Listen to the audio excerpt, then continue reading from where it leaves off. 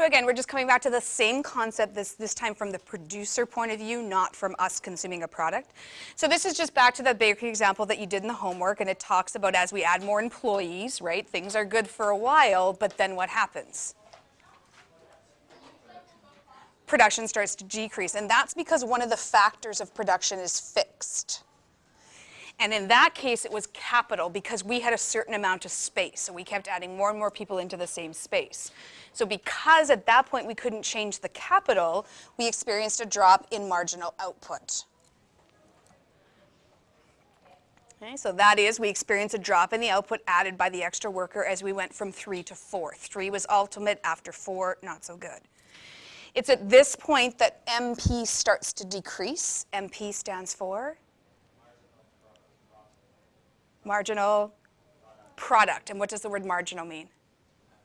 Change. So it's the change in the output, change in the product. The factors of production are no longer in perfect proportion to each other, and the result is that we don't make full use of each worker's capacity.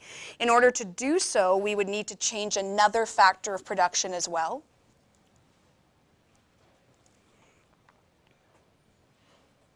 This is called the law of diminishing marginal return.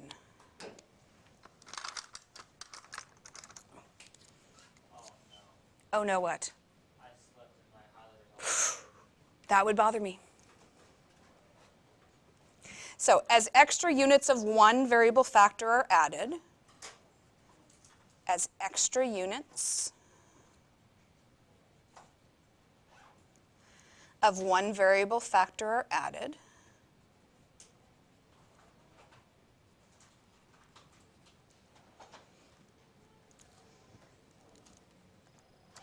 as extra units of one variable factor are added to a given quantity of the fixed factors, to a given quantity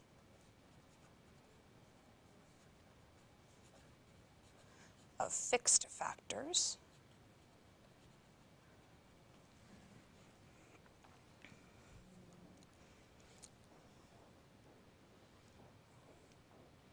as extra units of one variable factor are added to a given quantity of fixed factors, the output will eventually start to decrease.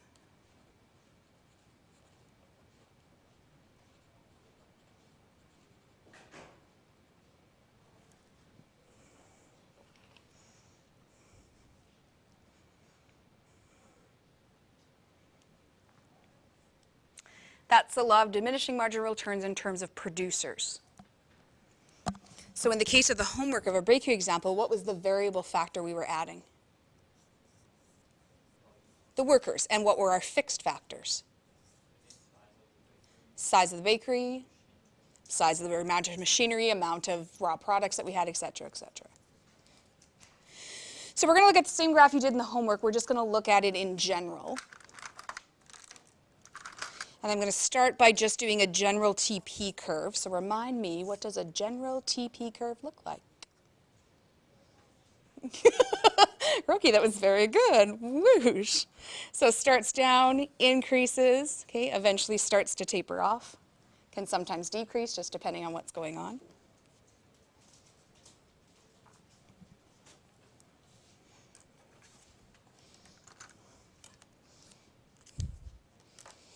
What were the axes? So they're no longer P and Q, which we're so used to. Quantity of, because we have lots of quantities. Yep, so whatever we're changing, in this case it was workers.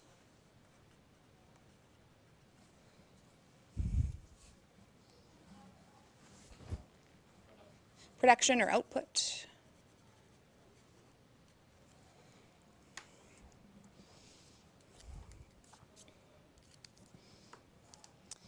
And we're going to mark some really specific points. I'm going to mark wherever TP is at its maximum. So wherever on your graph it hits that max. It is the vertex. And I want to bring that point all the way down to the x-axis.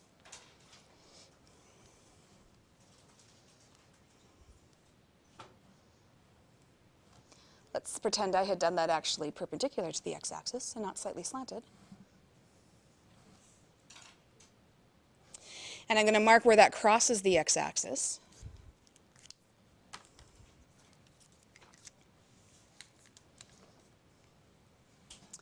And remind me the shape of the MP, marginal product curve. What does it look like? Okay, so describe it in relation to TP. Very, it's horizontal. Okay, it's smaller. Okay, so not as high. Has a little bump in the middle. And what happened is that's the point where it becomes negative. So wherever TP maxes, that's where your your MP is becoming negative. So mathematically, the x-intercept of MP is the vertex of TP.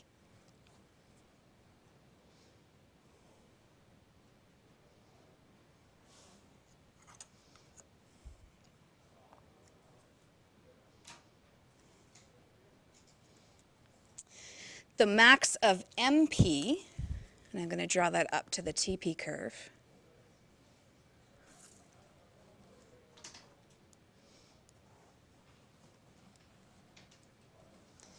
And I'm going to put this in brackets because you don't actually need to know it now, but it's going to make more sense when you do the math you need next year. But that point is called a point of inflection. So I'm just going to bracket because it won't come up on your exam this year. You won't have to know it, but it's going to make a lot more sense when you do calculus next year.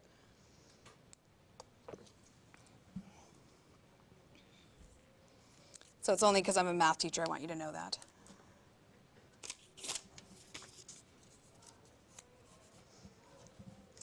And a point of inflection, I'll just draw it on a sticky because you don't need to draw this, but a point of inflection is where the curve of a curve, the curvature of a curve switches. So I'm going to draw a really exaggerated curve here. And if we look at this whole curve, it's increasing all the way along, but this we call concave, and this we call... Now, if you were a scientist, you would call it concave and convex. Mathematicians are not that creative. We call this concave up, and we call this concave down. Imagine that, concave up, concave down. The point of inflection is where that concavity switches. So that's going to become important next year in economics and next year in math, but I just have to tell you now because it's that exciting. Yeah, that's all about calculus. Because calculus is a study of what? No, it'll come next year, but calculus is the study of what? And I love this, that you've been doing pre-cal for 3 years and you have no idea what calculus is. Well, why are you pre-calling if you don't know what calculus is? Kind of. Okay, so let's go back. Now I'm just totally on a math tangent here. Let me pause. What's algebra? History of it, who invented it, and people ended up killing each other. But we can't talk about that now. I'm going to mark a particular point on the MP curve. It isn't any reason it's there.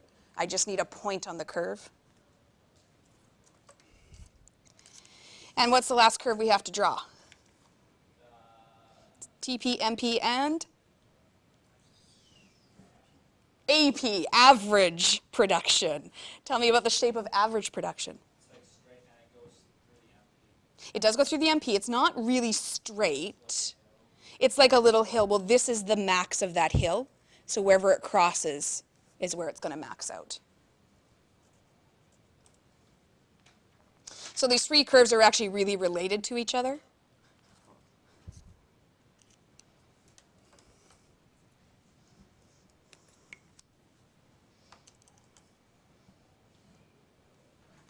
So I'm going to highlight the section of TP after the vertex or after its max, and I'm going to highlight the section of MP after its x-intercept because those are related to each other.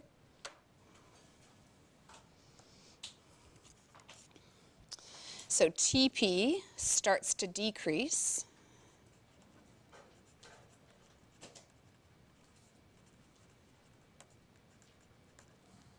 when MP, yes, and what do we call any values under the x-axis? Negative. So when MP becomes less than 0, and if you don't like the symbols, feel free to use the words.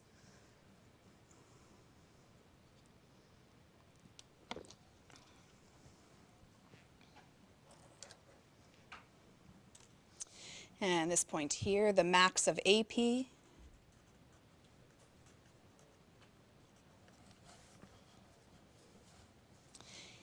is always at the intersection point of MP.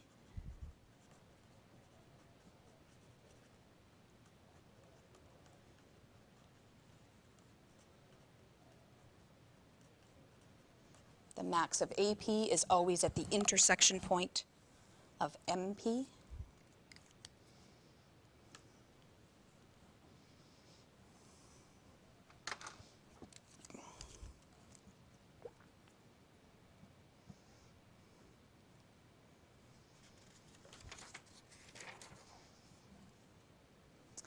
And in red, I'm going to color the section of MP from the max until the x-intercept. So I want that to be red.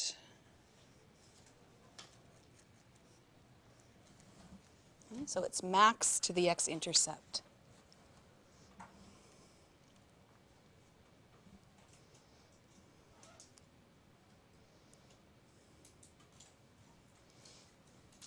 And that red part, that's the law of diminishing returns.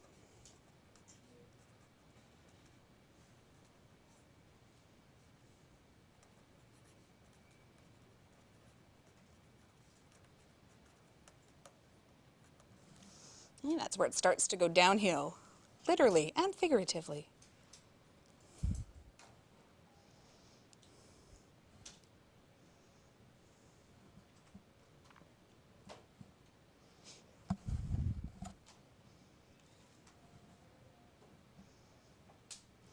And let's put a star right at the vertex or the maximum point of MP. What does that represent?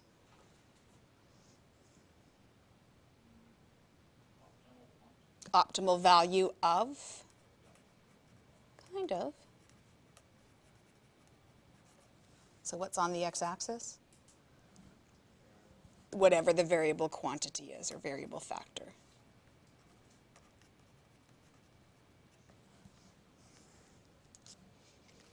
So if we were trying to calculate how many machines should we have, it's going to be wherever that max is for the data for MP. How many factories should we have? How many workers should we have? How much money should we put in? It's always going to be where MP hits the high point.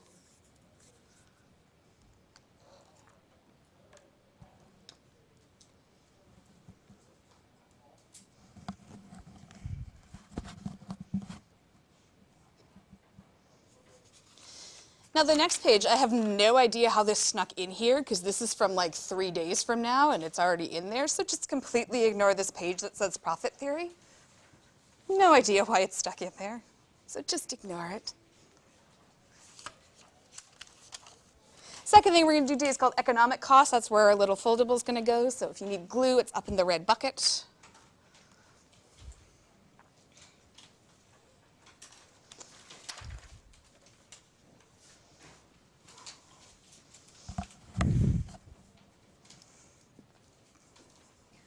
You're going to get glue for everyone, aren't you? You're the glue carrier of the day.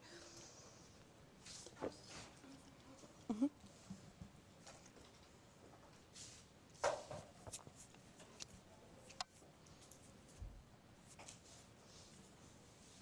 So I only glued half of it because I didn't have enough space because I wanted this to be there. So I just put glue on one of the little sections. Really? Because you don't like how wonky it makes the page? Yeah. That bothers me too, actually.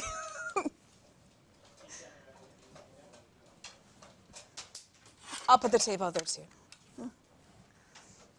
So 2 definitions. We're going to look at what's called explicit costs.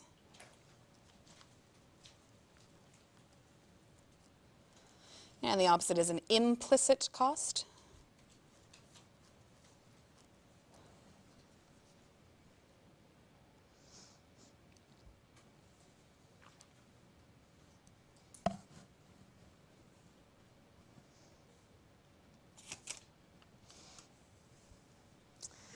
In general, in English, explicit usually means straightforward or obvious. Implicit means hidden or not so obvious.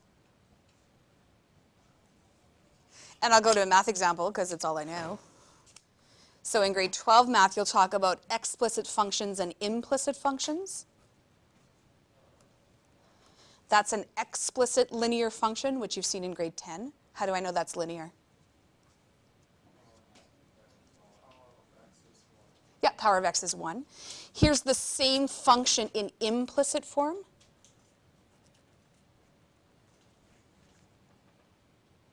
Okay, so why do we call this explicit and why do we call this implicit? Well, this is explicit because it's obvious what the slope is. What's the slope? 3. And what's the y-intercept? Here, it's hidden. We know we have to rearrange it. So when a variable, a function is isolated with y, it's called explicit. When it's not, it's called implicit. So that's where you'll see it in math. Why is like say like a song will say explicit? That's like Because it's usually because there's swears in it because they're obvious, right? They're loud. They're bah. They're not they're hiding the innuendos. So explicit lyrics means it's an MFO, right in the song. So implicit clause, here's the definition. Factors that are, this is right on my staple. I should have attached after. Factors that are purchased from others.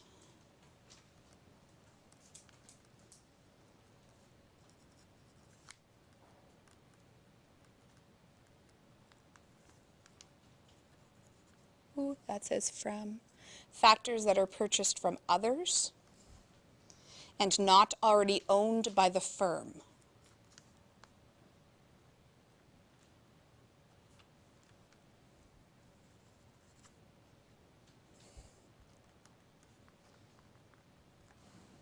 Factors that are purchased from others and not already owned by the firm.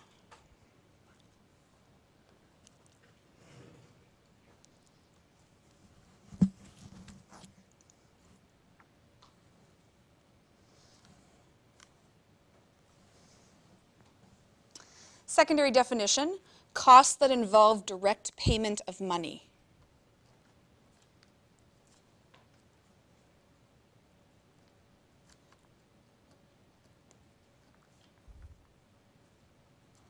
Costs that involve direct payment of money.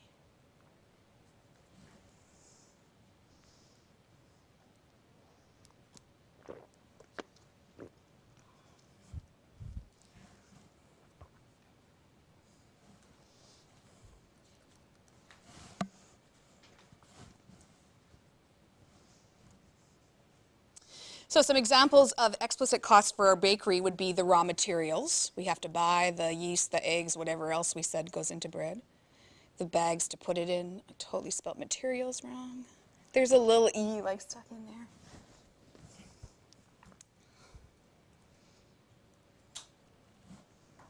The wages to the workers.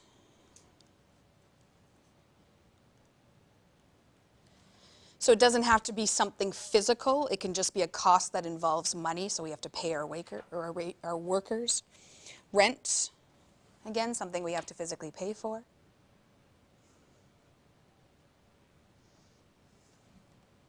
So why is that called explicit?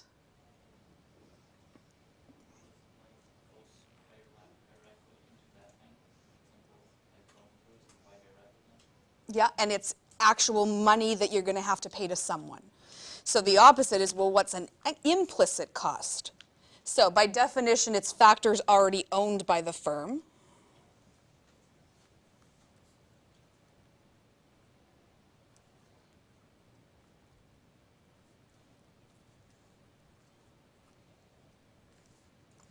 Factors already owned by the firm.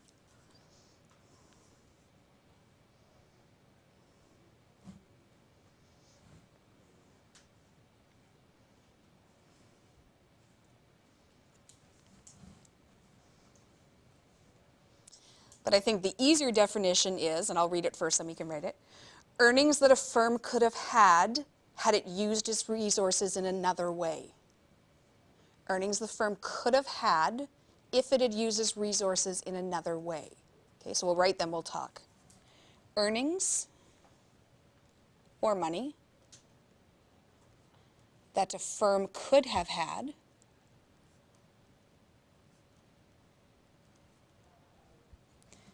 earnings that a firm could have had if it had used its resources in another way.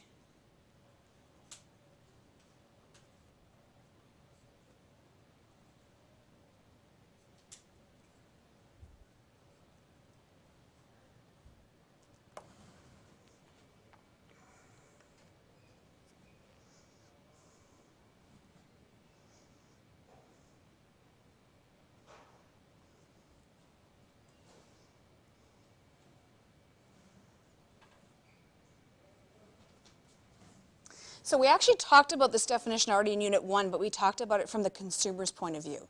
And we talked about economic costs versus accounting costs. And we talked about something else, which I'm trying not to say the word, because I'm trying to get you guys to figure it out.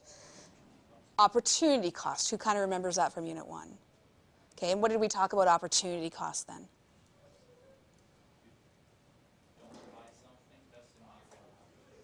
Right, so you have to include what those would be called as implicit costs. So if you buy something, you also have to account for, well, what could I have done with this money? I could have saved it. I could have used it to go to university. I could have done whatever. Same kind of idea here. So implicit costs are the things they actually have to pay money for. This is the stuff that isn't maybe a direct transfer of money, but is still a cost to the firm. Who can think of an example for our bakery?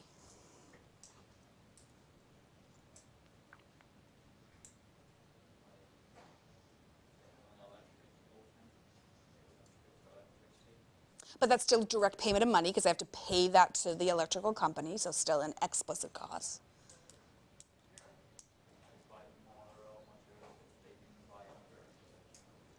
Still direct transfer of money. This is hard to think. What doesn't involve direct transfer of money?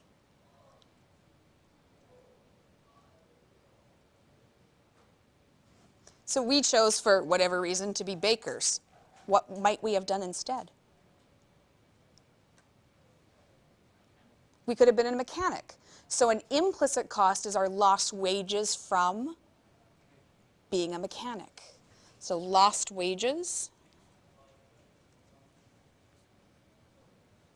from another possible career or job.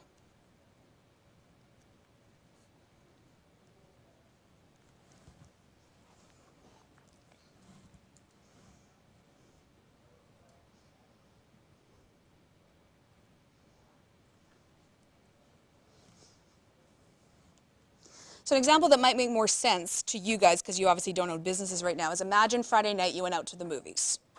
Okay, what did you see? What was good this weekend? Sorry, which one? Okay, there you go. What are your explicit costs of going to the movies?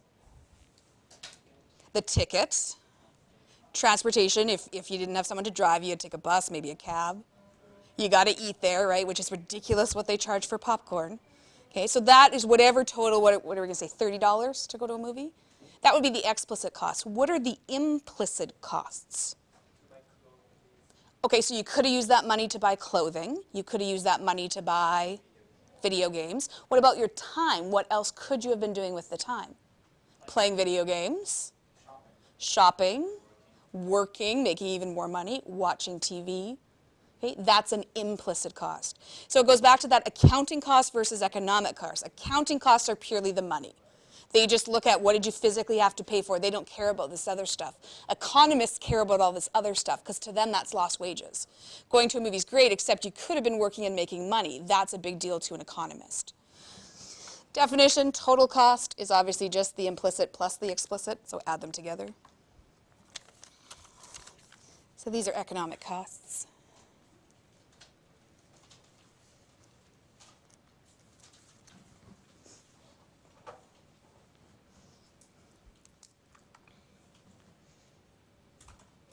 So here's an example with actual, the screen just turned purple. That is so weird.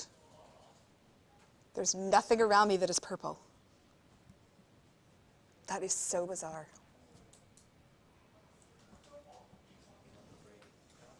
Just like all of a sudden turned purple. I'm like, that's very odd. Okay, well here's a purple example. So if you're a numbers person, Sean wants to build a cabinet for his wife, so he comes home early from work where he gets paid $25 an hour. Took him 2 hours to build the cabinet, and the materials cost him $20. We're going to calculate his accounting costs, his explicit costs, his implicit costs, and his total costs. So those are all something very different to an economist. Accounting costs is just the money he physically had to pay. How much did he have to pay to build his wife this cabinet and make her happy? $20. That's his accounting cost. That's what actually came out of his pocket. What's his explicit cost? $20, still the amount of money that he had to pay for something. But what are his implicit costs? So what could he have been doing instead of making his wife happy?